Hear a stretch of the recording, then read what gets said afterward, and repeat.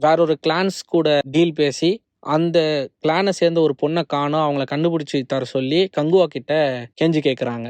கங்குவாவும் அவங்களுக்கு உதவி பண்றேன்னு ஒத்துக்கிறாரு. கங்குவா போனதும் இந்த சமயத்த பார்த்து அர்த்தர் கிளான்ஸ் அவங்க இடத்துக்குள்ளேயே நுழைஞ்சு அவங்க இனத்தையே அழிக்கிறாங்க. அதுக்கு உதவியா இருந்த அந்த பொண்ணோட இனத்தையும் மொத்தமா அழிச்சிடுறாங்க.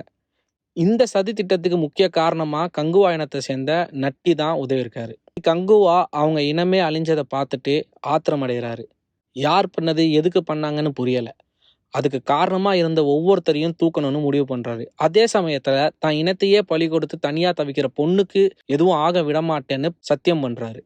அதுக்கப்புறம் மறைஞ்சிருந்து ஒவ்வொரு ஆட்களா கொல்றாரு. அவங்க கிட்ட சிக்கி இருக்கும் கைதிகளை விடுவிச்சு தன்னோட படையா மாத்துறாரு. அவருக்கு துணையா சில கிளான்ஸும் கூட சேர்றாங்க. இப்படி தன்னோட படைய திரட்டி எதிரிகளை அழிச்சாரா இல்லையா என்பதுதான் கிளைமேக்ஸ். எனக்கு என்னவோ கடைசியில அந்த பொண்ணை காப்பாத்தவே கங்குவா உயிர் தியாகம் செய்வாருன்னு தோணுது.